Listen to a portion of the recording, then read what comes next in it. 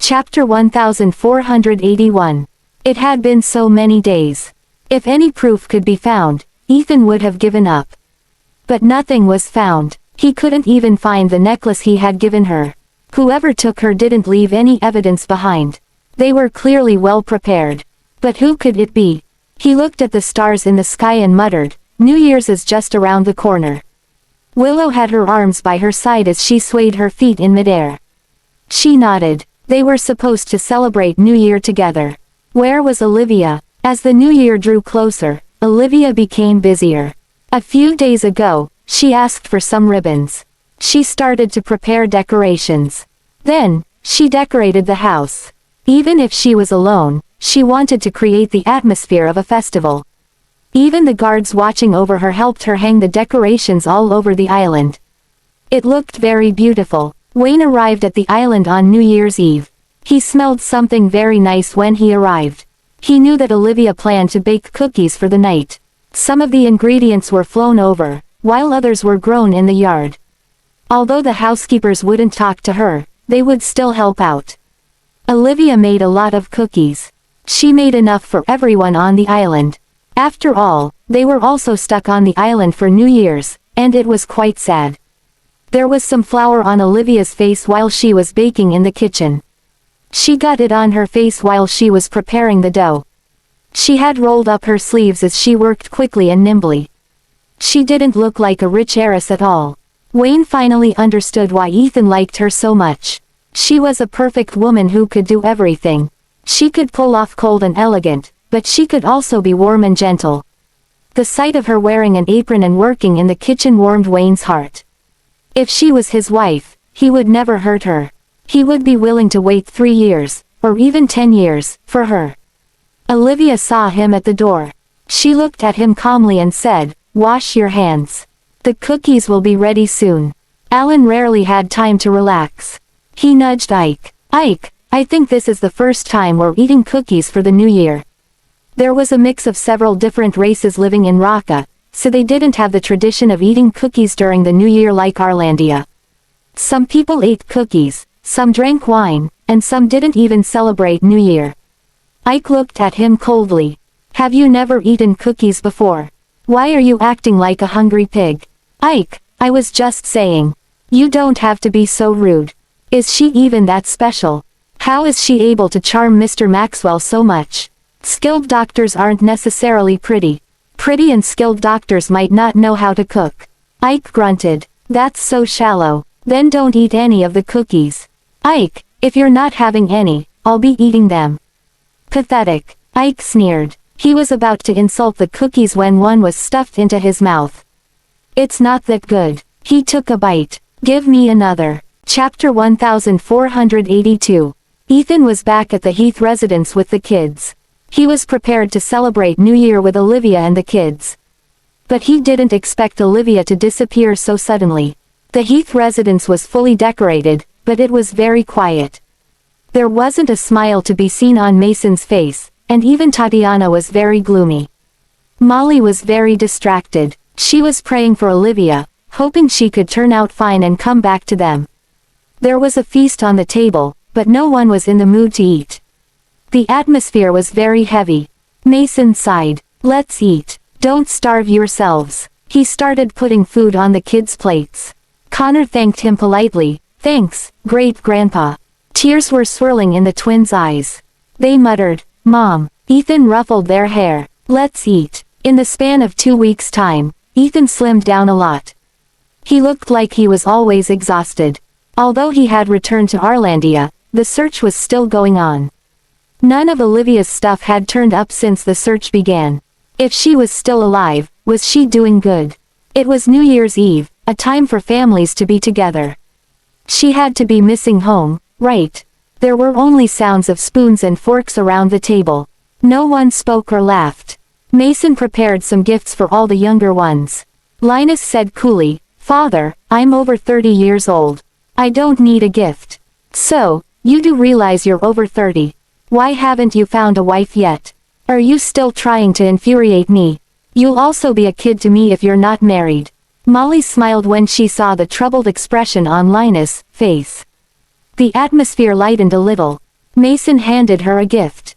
I'm sorry, Molly. It's all my fault for not finding you earlier. You suffered a lot because of that. You're all grown up now, but it's the first time I'm giving you a New Year's gift. Molly shook her head gently. I'm already very happy that I got to meet you, Dad. I've never blamed you. We still have plenty of time ahead of us. Tatiana put a necklace on for Molly. This is a necklace that Olivia and I got for you at a church. It's a pity that Olivia is missing right now. You have to stay safe. Happy New Year, Molly. Mason proceeded to hand all the kids a gift. He even prepared one for Ethan. He handed 2 gifts to Ethan. Even if you weren't with Olivia, you're still the boy that I watched grow up. If she comes back safely, I won't stand between the two of you anymore. Ethan would have been overjoyed to hear those words any other time. At that moment, he just nodded. Thanks. Give it to her personally when she returns. She'll definitely return. But it didn't happen. Mason shot him a quick glance and looked away. The night was still young. They went out and played with some fireworks with the kids. Yale clenched his fists. Mason didn't acknowledge him. Chapter 1483. The fireworks shot up into the sky and exploded into a dazzling display of lights. The kids were holding sparklers, but they weren't the least bit excited. Dad, Mom will come back to us if she sees the lights in the sky, right? Zach said as he sobbed. She loves all of you very much. She'll come back soon. Don't cry. Connor looked at the plum blossoms in the yard. He said calmly, the cherry blossoms will bloom soon. She promised me that she would meet me under the cherry blossom trees. She won't break her promise. Ethan felt horrible as he looked at the faces of the kids.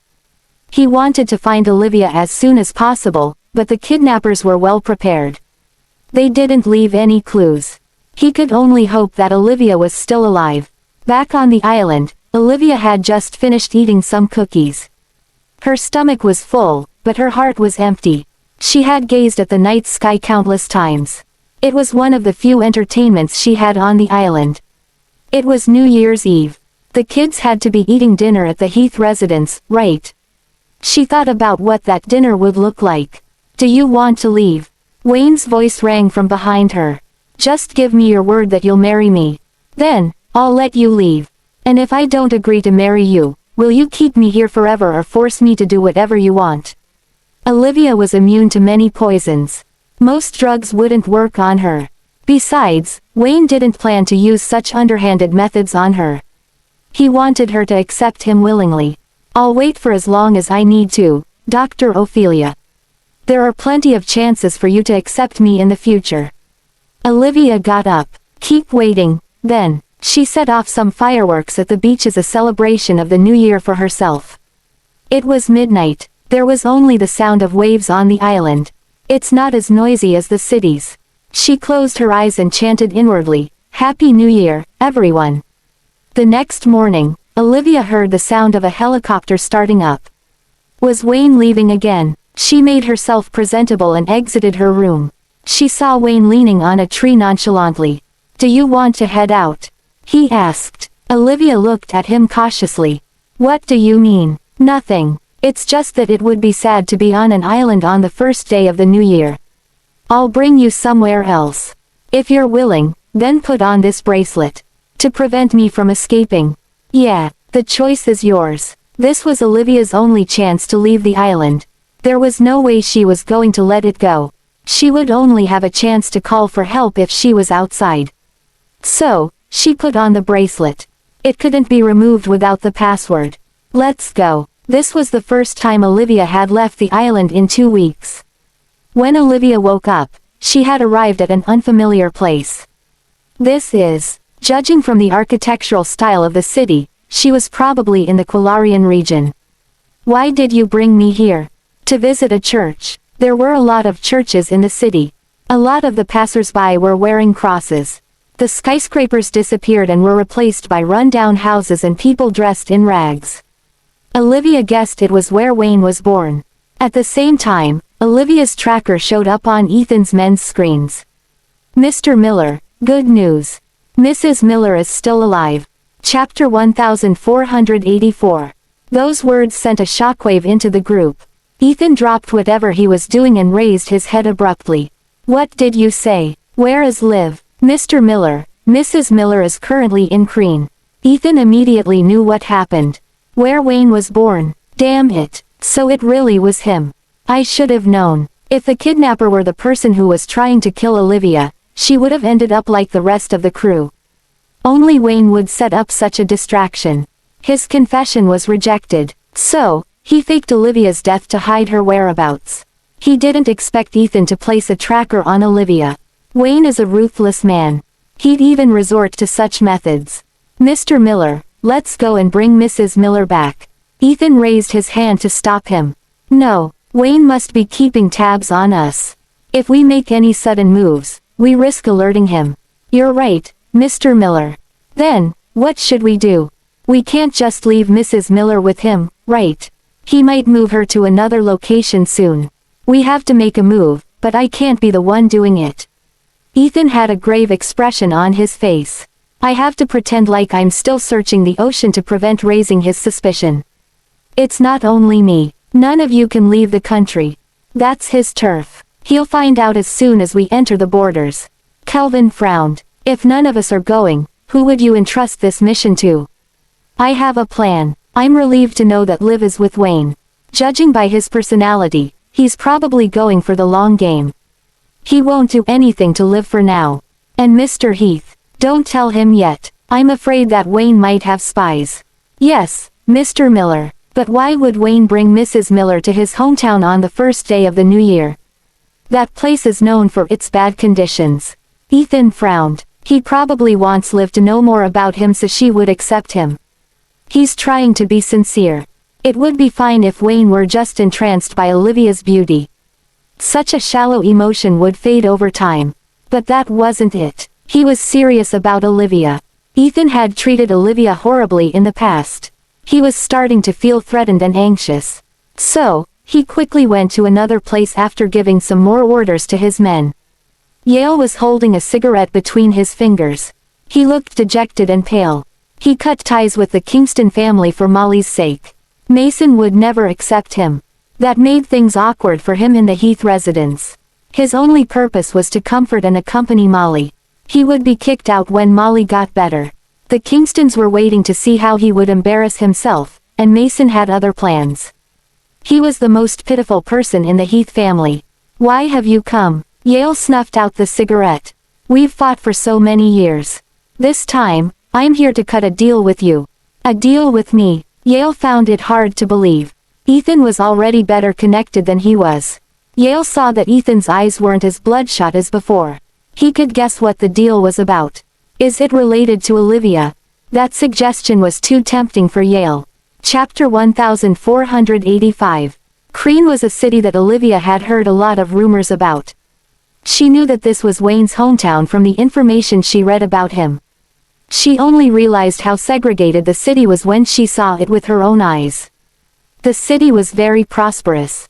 The roads led to all corners of the city, and the streets were busy. But there was such a rundown area in this city. It was like the difference between heaven and hell. Olivia had been to many cities. She had met many refugees as well. It was her first time seeing such a place. It looked so prosperous, especially the airport. It was better than a lot of the cities in Arlandia. The refugees from other places appeared because their entire city was destroyed. Olivia was shocked that there was such a slum in such a nice city. How poor were the people here? There were some people that lived under bridges in some other cities, but there were whole families living in graveyards in Crean. The children's faces were covered in dirt. They gazed at strangers cautiously. On a street not far away, there were some barefooted kids in rags. They were carrying a sack of stuff that they had just stolen. Some adults were chasing after them, yelling profanities. Before Olivia could react, a boy ran into her. The boy rubbed his hands together and apologized. I'm sorry, miss. I didn't mean to run into you. Olivia grabbed his hand. Did you want to pick my pockets? Unfortunately, people rarely carry cash around these days. I'll give you some advice. She pointed at Wayne and said, he has more money. Go steal from him. The boy looked toward Wayne's direction. Wayne didn't say anything, but he had a scary expression on his face. It was like he saw himself apologizing. Wayne put his hand into his pocket. The boy immediately got on his knees. "I'm sorry. I was wrong. Please don't kill me." In this part of town, human life was the cheapest thing there was. Unexpectedly, Wayne pulled out a wad of cash. "I'm in a good mood today. This is for you." The boy stared at the money with a stunned expression. He was still in a daze even after Wayne and Olivia left. "Why did you give him the money?" Olivia looked at him from the side. Wayne raised his head and wore a proud expression. "Weren't you the one who asked me to do it?" Olivia had no idea why he was acting proud. Olivia witnessed several robberies in less than 10 minutes of arriving at the place. "So, this is where you grew up in. Does it seem unbelievable to you?" "It is hard to believe. So, I think you're actually quite incredible to have gotten to where you are today." Wayne was taken aback. He didn't expect Olivia to say something like that. "You, what?" Olivia smiled at Wayne, who was stuttering. Olivia was rendered speechless. "You must have sacrificed a lot to get to where you are today. I'm impressed by your achievements. But I still think you're despicable for kidnapping me. These two are separate things. This is what I like about this straightforward personality of yours." Wayne grabbed her wrist. Olivia frowned. "Let me go. A single woman like you would be targeted if you don't have a man with you in a place like this." Ike, who was following behind them, grunted. "How pitiful." Smiling despite getting scolded. Chapter 1486. Alan didn't say anything as he stared at Ike. Ike glared at him. "Why are you looking at me like that? Am I wrong?" "Ike, didn't you enjoy the cookies that Dr. Ophelia made? You shouldn't be so rude to someone who offered you hospitality. I feel like Mr. Maxwell is happier than before. There's nothing bad about that. You're a fool. Don't you know that a forced relationship never ends well? Besides, if Mr. Maxwell falls hopelessly in love, his enemies will tear him to pieces. A man like him can't have any weaknesses. Even if it isn't Dr. Ophelia, he might fall for some other woman. You can't just expect Mr. Maxwell to be single forever." Wayne led Olivia to a dilapidated old building with ease. The house would be easily flattened by a typhoon if it was built near the ocean. There were no elevators in the building, and there were countless ads posted by the stairwell. There were all sorts of odors in the building. Wayne stopped before a wooden door. He took out a key from under a potted plant to open the door. Olivia thought he would bring her to where he used to live. She hadn't expected to see such a homely place when the door was opened. The place was quite small. There were neither floor tiles nor wooden floorboards on the ground, just bare concrete floors. The couch was covered with a hand-knitted towel. There were some cats in the house. They weren't any famous breeds, but all of them looked well fed. The gardenia flowers on the windowsill exuded a faint fragrance, and there was also a pot of sunflowers blooming in the direction of the sun. The house was very tidy. Even the ancient television was covered with a clean towel. It was clear that the owner of the house had very deft hands. Although the world was in shambles, there were always people who were willing to patch it back up. The owner was able to turn a normal housing unit into such a cozy home. "This is," Olivia scanned the home. "The owner of the house should be quite old. I thought you were an orphan." There were some old photos on the side. They were of a middle-aged woman and a young boy. The boy had Wayne's eyes. He had a defiant gaze. As soon as she spoke, someone entered the house. A woman wearing a floral shirt paired with a green skirt walked in. She seemed to be around 60 years old, but her figure and demeanor resembled that of a young woman. She was holding a basket of vegetables as she rushed inside. "Wayne, you're back. Godmother." Wayne went up to her and hugged Jade Delaney, his godmother. "That's my boy. Let me see if you've gotten thinner." "Right, you told me you were bringing someone over. Is this young lady your guest?" "Yeah, that's right. Take a look at her.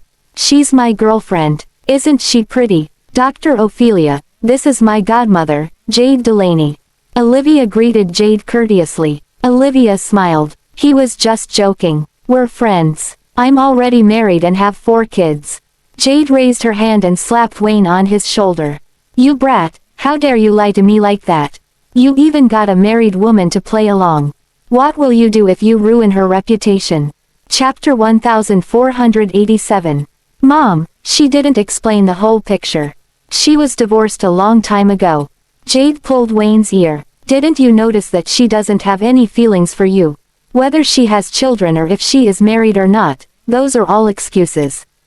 Be honest. Did you kidnap her? Unable to hold it in anymore, Olivia laughed. She never expected Wayne, who didn't seem to fear anything, to be scared of someone. Mom, let go. Darling, tell me, did he threaten you to come here? I'll teach him a lesson. Olivia smiled. She knew that Wayne was only behaving respectfully toward Jade.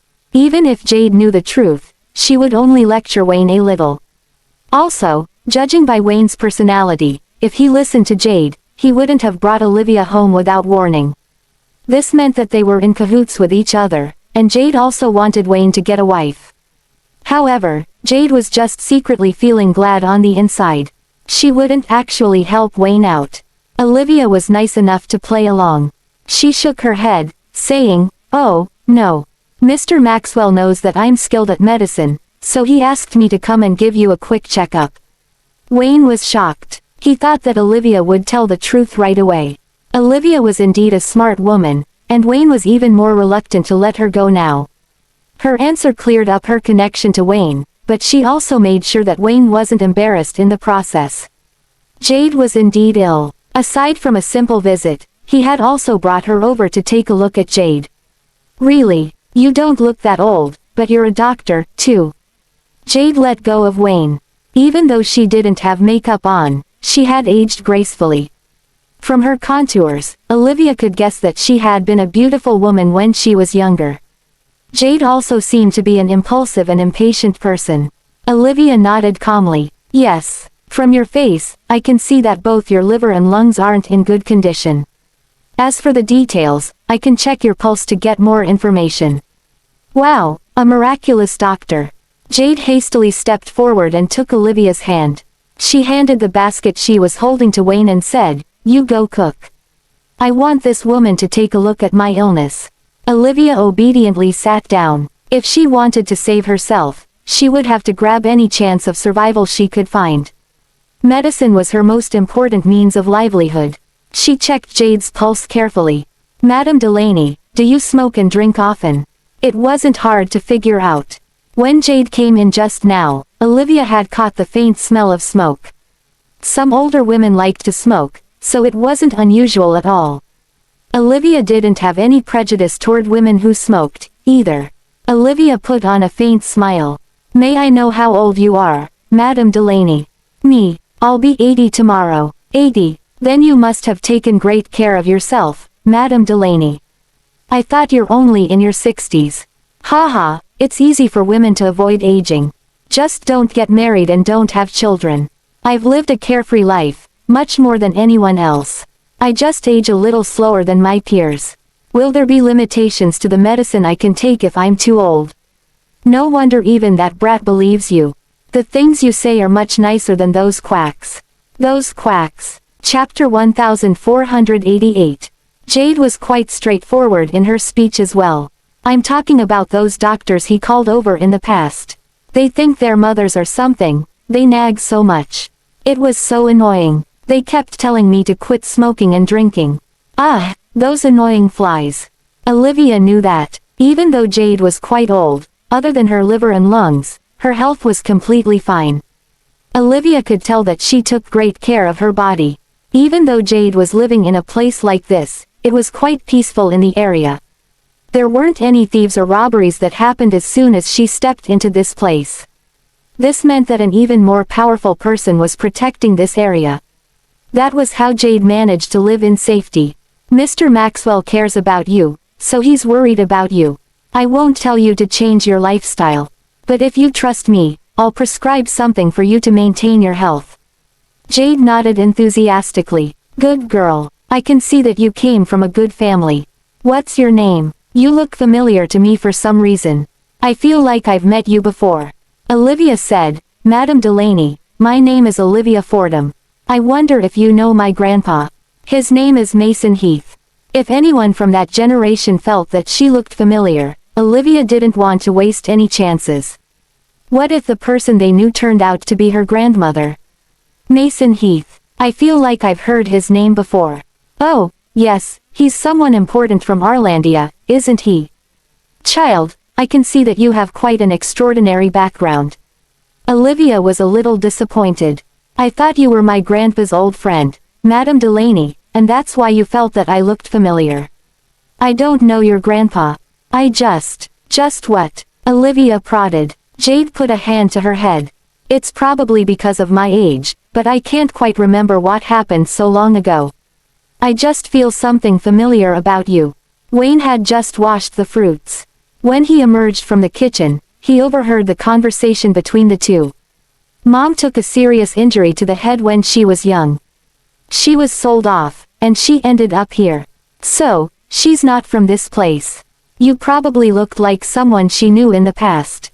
Olivia was sure that the person Jade knew might very well be Natalie. After all, Natalie would be in her 80s, so she would be quite similar to Jade in terms of age. Sadly, the people who knew Natalie were all quite old. At their age, they could easily get cerebral hemorrhage if they tripped and fell. If their minds get confused, they would forget even themselves, let alone others. Olivia sighed. That was one more clue that ended up in a dead end. It's okay, Madame Delaney. Take your time to think about it. If you remember anything, you can tell me anytime. Have some fruits for now. All right, I'll help Mr. Maxwell with the cooking. Olivia followed Wayne into the kitchen. What's the story behind this godmother of yours? To be honest, I don't know. She was brought here in her teens. It was a chaotic time, and women lived pitiful lives, especially those who had good looks. She forgot everything that happened when she was young. And then, she was a pampered girl who had escaped the big city and ended up in the slums here. She had helped me a lot back then, so I acknowledged her as my godmother. She lived a life full of suffering. Chapter 1489. Wayne peeled off the dirty skin on the onion. I don't know. I was abandoned as soon as I was born because of my weak physique. Someone took me in because I was a boy. But after the family had a son of their own, they sold me off. After some twists and turns, I was abandoned here when I was 3. From then on, this place has become my home. He tossed the onion peel into the trash can. The people here are like weeds in the soil. No matter how difficult their surroundings are, they will give it their all to emerge from the soil. He briefly recounted his tragic past. Olivia knew that it must have been very difficult for him to get to where he was right now. He didn't have a prominent background, and he had to survive by stealing and robbing from young. His story was quite a legend.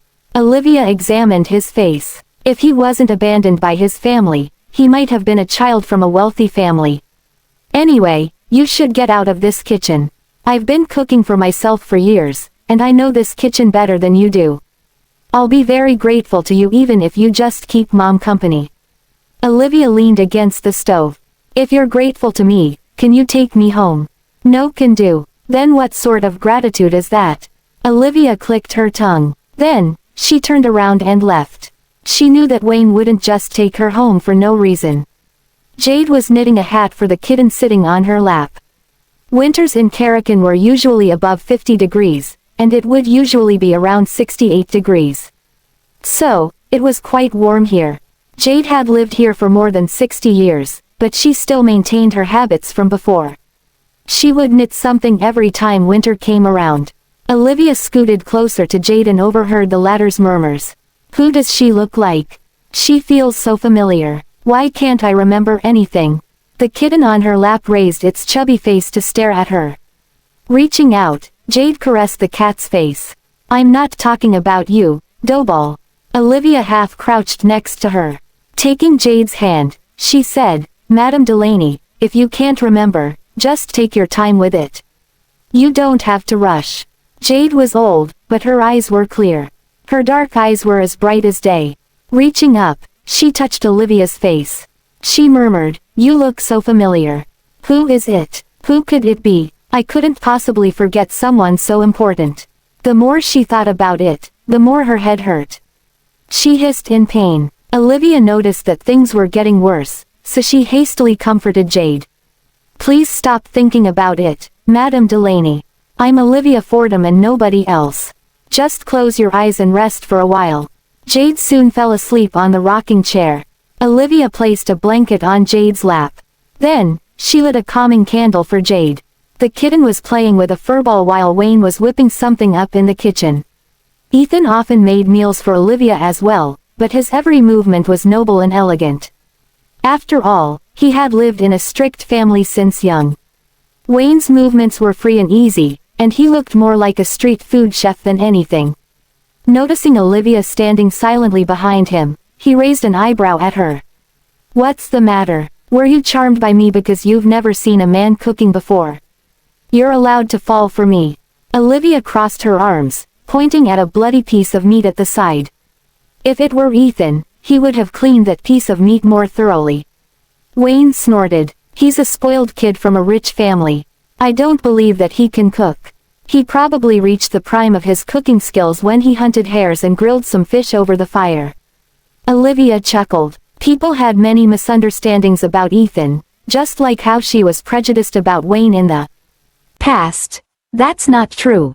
He makes wonderful mushroom and chestnut soups, and his barbecue pork ribs are heavenly. He controls the heat very well. When we were just married, he would cook for me whenever he had the time. Wayne sneered.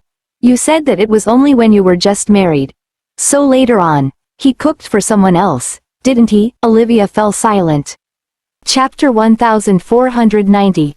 Olivia couldn't deny it because it was the truth. While she was pregnant, Marina happened to return to the country. Marina was pregnant as well. She wanted proof that Ethan would treat her well, so she asked Ethan to cook for her, too. Back then, Ethan was filled with guilt toward Kurt, so he would fulfill any wish Marina had. It's kind of boring talking to you, Olivia grumbled. I hit the nail on the head. Wayne flipped the food in the pan, sending sparks flying. I won't be like him. I'm like a wolf, you see. As soon as I lock onto a prey, I will never give up on it. I won't be distracted. I'll admit that my background isn't as good as Ethan's. But with my position, I can give you things he won't be able to. I am not inferior to him in this sense. Olivia scoffed. Men would make empty promises and whisper sweet nothings when they are trying to court women. How would I know that you're not another Ethan to me? Or do you think that I'm a pure 18-year-old, and I'll fall for you because of some cheesy lines you said? Alright, I won't force you. Why don't you tell me about you and him? How did you get to know each other? Wayne felt that he should get to know his enemy better. It would increase his chances of winning. Since Wayne wanted to hear about it, Olivia would indulge him, of course. She softly recounted the story between her and Ethan. At the end of it, she looked at Wayne. What do you think? Wayne scoffed. That's corny. Even storytellers wouldn't use cliches like that. Ethan only saved your life, and you're already giving him your hand in marriage. Olivia pouted. At that moment, he reminded her of a certain friend. She said earnestly, I was so young back then, and the sea was like a monster with its huge jaws wide open. There was thunder overhead, and the waves were roaring. When he jumped off a warship and took me out of the water, he was like an angel who had descended to save me. Even though it happened more than a decade ago, every time Olivia recalled that scene, she still felt her heart racing. How could she not? His arms were so strong, and even though his voice was cold, it comforted her nervous and fearful heart. You're so naive, Wayne snorted. He served the beef slices he had just fried. Then, he raised his head and glanced at Olivia. Hey, if I saved your life, would you marry me? Olivia replied, no, why not? How am I worse than him? Olivia took the cutlery out, lowered her head, and said, Wayne, you don't have to compare yourself to anyone else. You're you, and there's only one of you in the world. Your background may not be as good as Ethan's, but you're the seed that will push through the soil even if it's on a cliff. You have strengths no one else possesses. Wayne started, then you. I won't marry you because I'm no longer a young woman in her teens. The woman you encountered is someone who has experienced the sweetness of love, and also its wilting, and the despair that comes with it. You've encountered a woman who survived against all odds. To the teenage me, love was a necessity. But now, it's not. Olivia said earnestly, Do you understand now? It's not your fault that I didn't accept you, we just met each other at the wrong time. We can't be a couple, but we can be friends, right? Those are empty words. Carrying the plate of beef, Wayne turned around and left. Olivia was too good at this. She was trying to bewitch him with just a few words. But fortunately, he was a determined man. Olivia watched as he walked away.